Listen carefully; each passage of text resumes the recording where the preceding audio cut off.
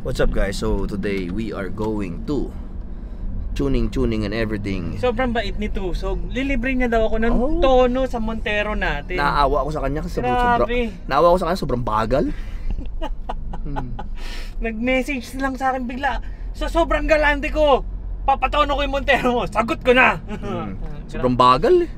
So where are we going? So punta tayo ng Tuazon. Hilfernansky, Hilferdy, also known as Tuazon. Kung alam, gago kanan. Dito na tayo diretso. Kung alam mo kalsadang yung Tuazon, matanda ka na. Hilferdy. Punta tayo sa Project Thai Garage. Kasi papadali ko yung ano mo, computer box mo doon. Para tumulin-tulin naman tong ano. Kasi napanood mo yung fun run. Ang bagal mo daw, sabi. Nakakaawa ka daw eh. Siyempre, ayoko namang ginaganon-ganon mga kaibigan ko. Tapos nakikita mo ako sa TikTok, di ba? Pabilisan pa rin sila doon. So dapat, ayokong inaapi-api ka eh. So para magkaroon ng onting asim tong automobile mo. So let's go. Sobrang bait.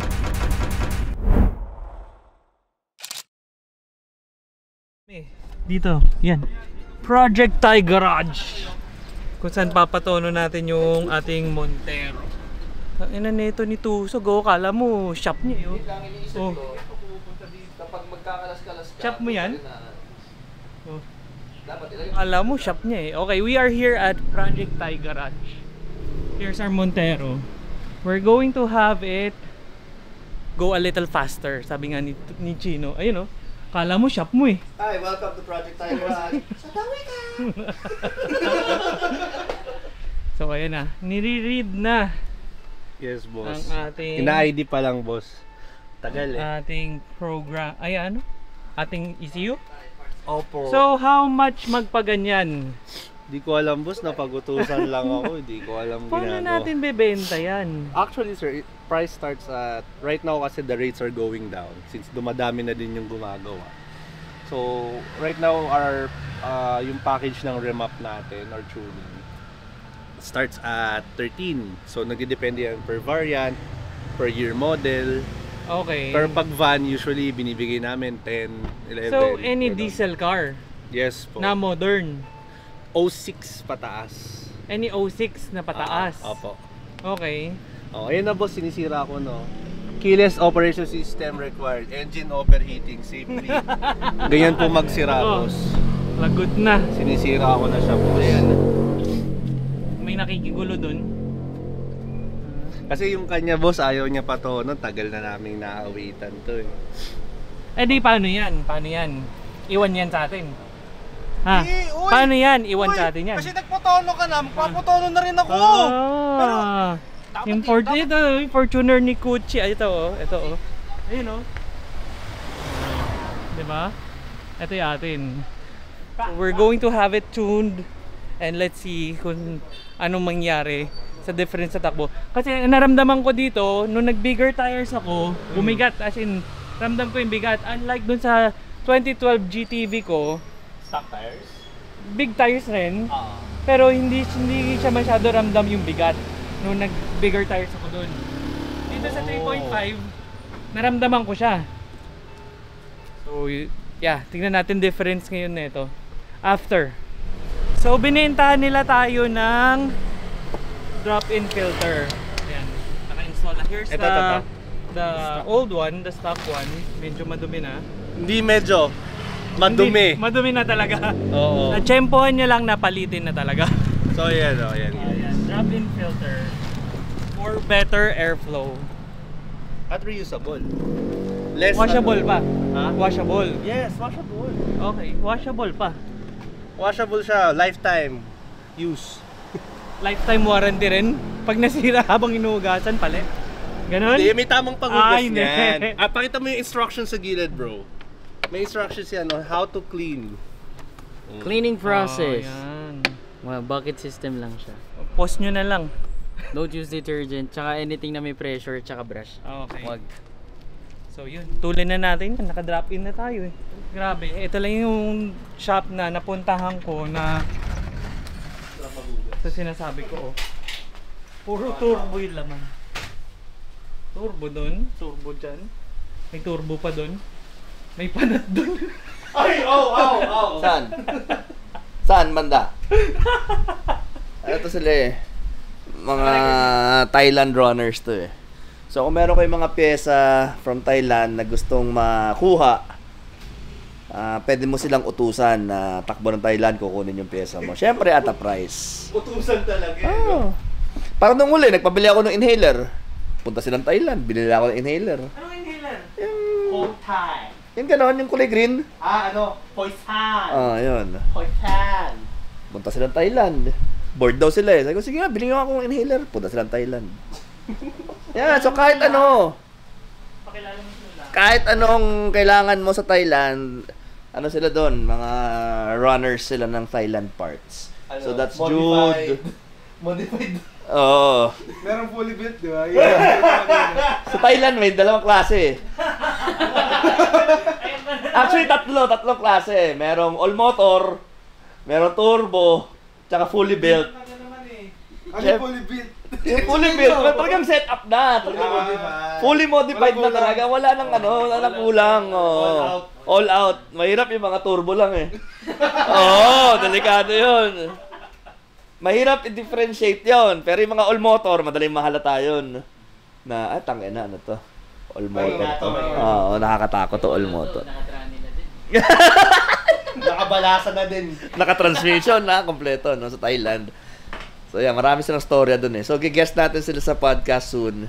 Pag-uusapan natin kung yung mga trips nila sa Thailand. Yung paano sila lumaki ng ganito. Tingnan mo naman yung tindahan. Andito. Ang liit ang tindahan. Punong-puno na naman para motorcycle shop eh. Diba? Ayun o.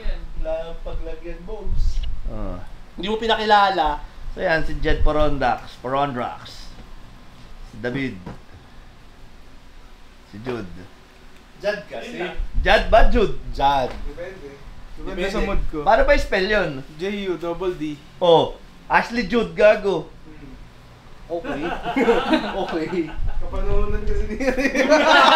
Gago, bata pa yung Bata panahon pa ko. yan. Hindi, matanda na ngayon yun, syempre. So yan ang Project Thai Garage. So, if you are planning to build your diesel cars, dito, dali nyo dito. They also do build consultations, full builds, racing din? Ha? Racing din? Bagal ka man? No! So by the way, kung alam niyo yung Innova na kulay green dati, which used to be really fast back in the day, dito yon. Back in the day, wala makakala mo napakatagal na. Wala na eh, takin na, layo na ng oras ng mga Innova ngayon eh. Oh. Diba? Back in the day. Back in the day. Nung panahon. Tuloy mo yung kwento na yun ba? Oh, back in the day, sa kanya yon, yung kulay green. Anong best time nun? Ako magsalita eh. Mabagal lang, 15 high. Ulul, tayo na mo 15 high. Hindi, matulin yung Innova na yun. So, yun yung isa sa mga naging naging iconic Innova sa diesel racing. Kulay No? green din kasi. Yun ba yung mga unang Innova na nananakbo? Hindi naman. Hindi naman. Mga KD kasi Innova din eh. Pero yun yung talagang tumatak din sa mga tao na kasi yun yung parang flashy yung itsura. Itsura. Thailand na Thailand eh. Cool. Ano yun eh? Light, ano ba? Light green? Ano ba tawag sa green na yun? Apple green. Apple green. Ano yun? Manual? Matic yun. Matic. Tapos yan sila Project Thai Garage. So si Jed, matagal na yan sa industriya eh. Hindi naman ko. Ninuno na yun. Oo eh. Tito Jeff. So yan. So again, if you have your diesel projects, dahil nyo dito.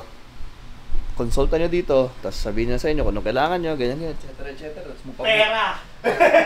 pabudol na rin kayo dito. Ayan, kompleto sila. Sabihin mo ko saan yung dito. Dito lang. Hindi pwede malaman ng ano eh. Ano daw? Hindi pwede malaman. Hindi pwede malaman. Hindi pwede malaman. Saan to eh? Blip. Ano na lang, Waze na lang, Project Thai Garage. Nasa base to, nasa base. Nasa Waze. Ano nga Tagalog ng ano? Tooms.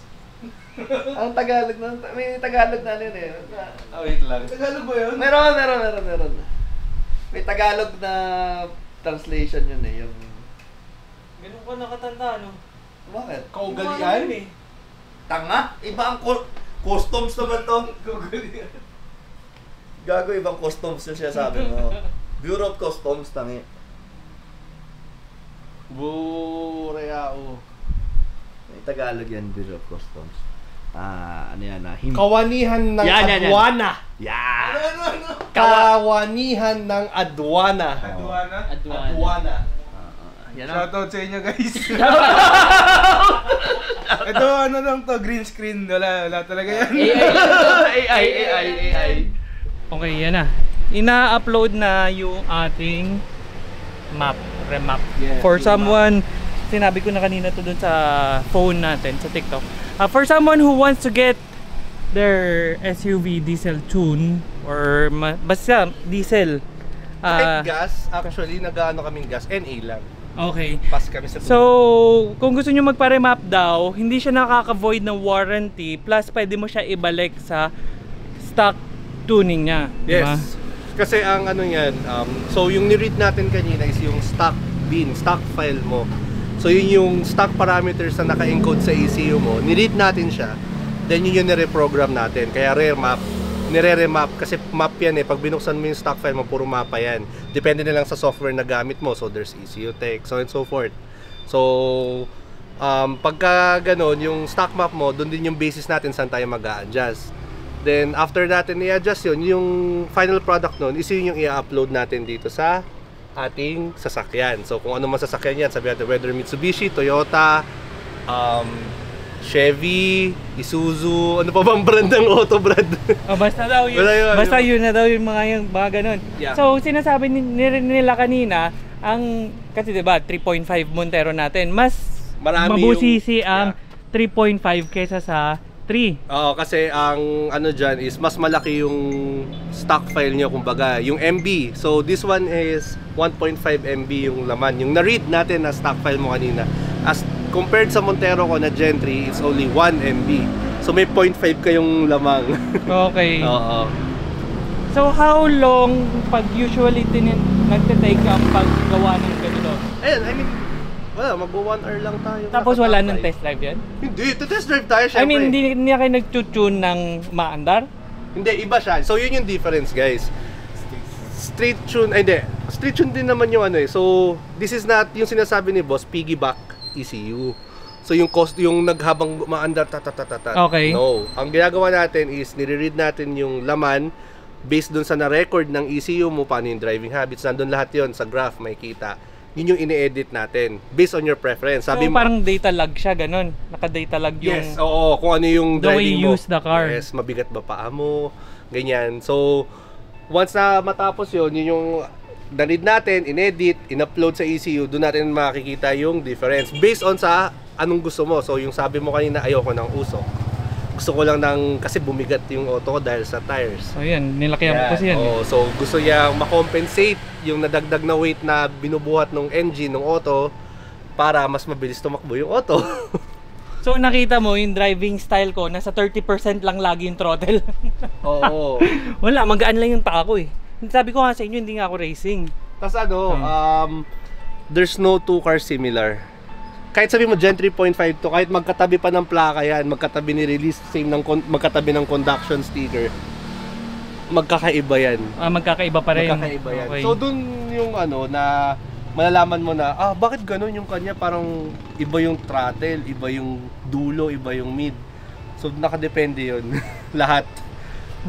Okay. Yung break-in period, ako naniniwala ako dun. Kasi dun parang nagre-record talaga yung ECU paano yung driving habits eh. Okay, sige. So yun nga, yung depende kasi like same as gasoline engine na like sa Honda, pinag-uusapan natin mga previous episodes natin, meron wear and tear yung makina. So maski same lahat yan, ibig sabihin, iba-iba pa rin yung the way na used sila. So meron ibang laspag na, iba yung na retain yung freshness niya. So kaya ganun rin daw sa lahat ng ganitong engine. So yun nga, tulad din nga kanina, binentahan nila ako ng drop-in filter, which is syempre sayang naman, nagpa-tune ka na, nagpa-remap ka na, bakit sasakali mo pa siya sa stock filter mo? Tsaka ang Montero kilalang naninira ng stock filter to kahit walang remap. Nadudurog nila yung stock filter, yung element filter nadudurog. Ganun Dahil kalakas sa lakas yung- ng higop ng Yes. turbine. So ito yung check natin yung smoke.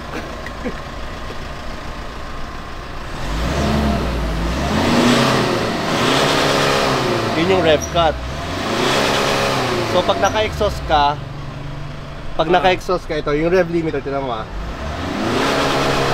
So may 4.2 tayo na rev limiter. So ang rev limiter, kaya siya sinabing rev limiter, guys, shift naman kayo. Rev limit nga, di ba? Hindi ko nga napapaabot yan dyan eh. The most na siguro mga before 3 or 3. Then tsaka pag matic naman, automatic siya nagsi-shift. Di ba? So a friend of mine, sabi niya, pag diesel engine daw, gusto niya laging galit. Totoo ba yun? Paano laging galit? Kumbaga, hindi mo siya pwede i-baby driving Yung diesel engine. Hindi naman. Kailangan lagi, parang sports car mo siya driving, talagang laging galit. Ang pinaka-advice dyan, kahit naman stock lang yan, kahit walang remap, ang at least once a week, nalulong drive siya. Okay. Para na lalabas yung, kaya mabilis dumumi ang EGR manifold kung city driving ka. So at least kahit pag nalulong drive, nalalabas niya yung dumi. Okay. Gets. So yung build up ng dumi sa engine, mas na dispose niya pag high revving ganun. So first drive, Yan. first test drive after having it trim up. So pag mga ganitong kotse, hindi na kailangan patayin yung aircon pag bumahataw. Hindi naman, wala. 'Di ba? Automatic na siya magdi-disengage sa clutch ng compressor pag nag-high rev ka na. Yeah. Okay, so konting abanting ganun, naramdaman ko na yung difference niya. Kasi alam ko yung, since 2020 ko pa to ginagamit. So medyo kabisado ko na talaga siya. Okay. So konting abante na ganun, kaya nung nag-big tires ako, ramdam ko. Ito, it feels like na yung normal na small tires yung gamit ko. So gumaan na agad siya. So pag mahataw ka ba, kailangan naka-manual ka? Ganun? Hindi.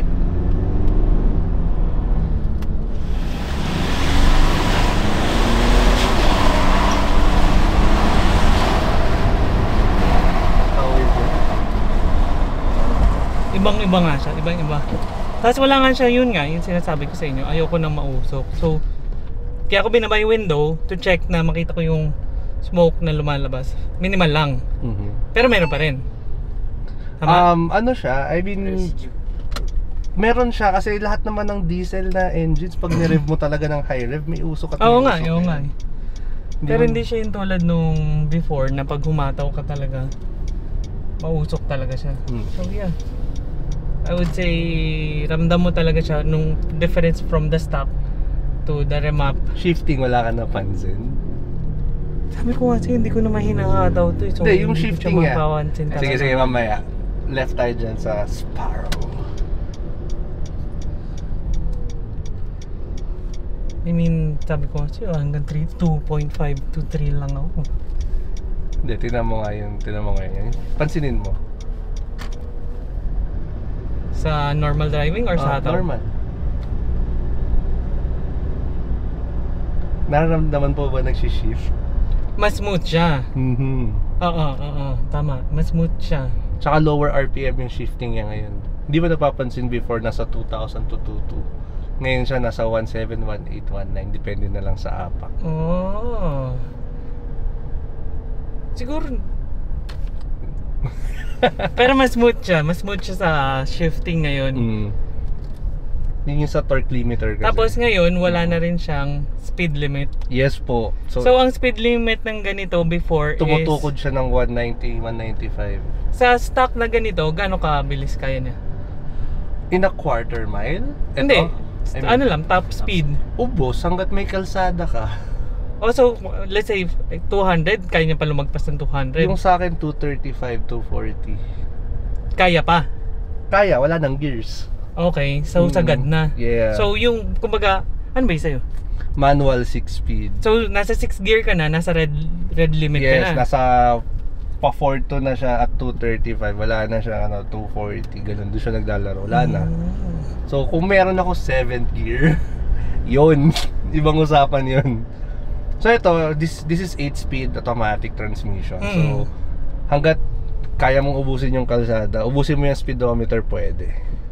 Oh, okay. Pero syempre, guys, drive safe. Good to know lang yun, pero hindi natin gagawin. yung iba kasi syempre, gagawin nila yun. Kasi syempre, I paid for the remap. Syempre, I want to use the speedometer. Hindi, So, actually, ubusin. you paid for the remap, yung sa akin, in my case, ha, yung drivability niya as a daily use. Sobrang, sabi ko nga sa inyo, maski hindi mo siya ihataw, hindi naman ako racing eh. So, maski hindi ko siya ihataw-hataw, ramdam ko talaga yung difference. It's much more fun to drive now, na parang hindi siya yung kinakapos. So, pag remap ba na ganyan, kailangan kung ano yung diesel na ginamit mo? Same ba sa gasoline engine? Yun rin yung dapat laging ginagamit? Okay. So, ganito yan. So, ang diesel sa atin sa Philippines, so you have the turbo diesel, diesel max, V-Power, diesel, fuel save, you have the Caltex, the Techron, and then meron sila yung power diesel. So, magkakaiba yan ng cetane rating. Kung sa gas, octane, sa diesel, cetane rating. So, the higher the cetane rating, the cleaner, the better for the engine. Okay. Sa amin, ang gamit ko, turbo diesel. Ako rin naka-turbo diesel ako eh. So, Yun. let's say, lagyan ko siya ng ibang klaseng diesel, wala nang epekto sa kanya yun. May mararamdaman ka pag nag-regular diesel ka. Promise. Lalo na pag sanay ka sa takbo na naka-turbo diesel siya. Pero hindi siya, kumbaga, hindi siya nakakasama sa engine na, let's say, it's tuned sa turbo diesel. Not really. This is Hindi siya not ganun. tuned sa turbo diesel lang. Not really. Sa Okay. gas yun nag-a-apply yung kailangan nga, yun 97 lang. Oo, not really. Pero si diesel naman, the cleaner the diesel, the better. So Na kasi, kinakarga. this is the first time na ginawa ko siya na nagpa-remap ng ganito. Dati, usually, mga throttle controller lang, mga ganun. Oo. So, yeah. Ngayon iba na. Big difference. Kasi, actually, nung time na naka-GTV ako, hindi masyado uso pa yung ganito eh. 2012? Okay, so yan na. Tapos na. Ganun lang ang pagtono ng diesel, no? Ang galing. Hindi mo na kailangan katulad ng gas engine na you have to tune it while running. Stuck kasi. Maski naman sa gas engine, stock, hindi mo pa rin para i-upload lang. So, yeah, the boost went up a little bit. Mga around 3 PSI. And then, wala na daw limiter. Wala naman kasi yata ignition timing ang diesel. Hindi ko rin alam. Parang wala. So, basta bombahan mo ng fuel, bombahan mo ng... tsaka, yung shifting niya binago rin. Mas responsive and earlier nag-shift. Testing natin. Dito, hataw natin dito. Hataw natin dito. Seatbelt tayo, puta sa tayong harness, bro.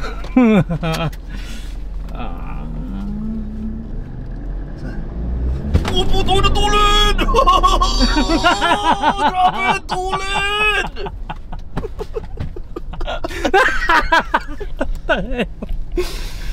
Gago nito. Sayang hindi niya nakita. Nahulog si tanga.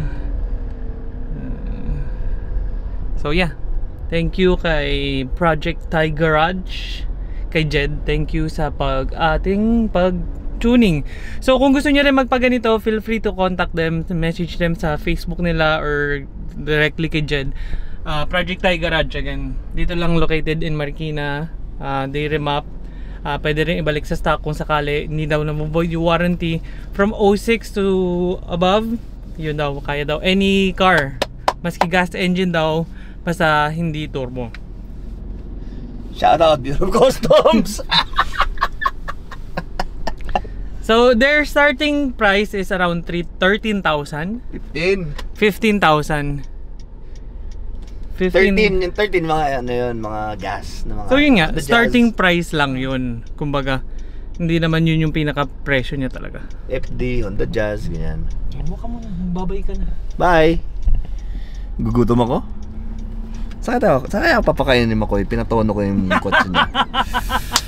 Sa gusto kumain. Sa kaya niya ako papakainin at para gusto ko Fino Deli o kaya mag Ano yung pinudeli? o kaya Fine dining ka kasamoy ka, mga ganon. Parang Fine ganon ang dining gusto pala. ko eh. Ayun pa. Mukhang babawiin doon yung tuning ah. Ay, hindi, ano ba yun? Gago! Ay, hindi pala. Saan kaya masarap kumain? Masarap din sa Lido. Wala ka kain dyan eh. Saan? Lido. Saan yun? Ayun o, Lido. Hindi ko alam. Tatry ba natin dyan? Lido? Ay, wala ko makain. Ano ba gusto mo kainin? Wala, di ko alam. Dumplings ulit. Tangina, Chinese. iniisip ko, tsaka old China tayo. Iniisip ko, putang inang aga ko bukas. Meron akong client ng 6:30 AM. Hanep. So saan nga tayo? Ewan ka. Go. Pakan mo kasi muna! Paka mo! Parang ko paano tayo aabag Hindi! yan? Putang ina, iyak gulong! Smoke him! Smoke him! Smoke mo! Smoke mo! Smoke mo! Smoke mo yung jeep! Ang ina mo. Tumulin nga, no? Oo, tumulin. Pati yung response nga talaga ng shifting. Oo, iba na mga ambyo pag naka-remap eh. May power mode ba to? Wala. Constant nga siyang ganyan. Oh, smoke him, smoke him, smoke him. Smoke him. Namo. Alam mo, nung sa akin, nung pinatono ko yung Fortuner, naramdaman kong ang hina ng preno. Oo nga eh, sabi ko nga kay Jed kanina eh. Sabi niya nga ang bait ko daw mag-drive masyado. Kung siya daw nag-drive nun, mas aggressive. So, Preno, again, problema. thank you. And don't forget to, kung gusto nyo magpatono, sinabi ko na sa inyo, link ko na lang sa description yung Facebook nila and bye-bye. Ayan, bye-bye ka na. Bye! Bye.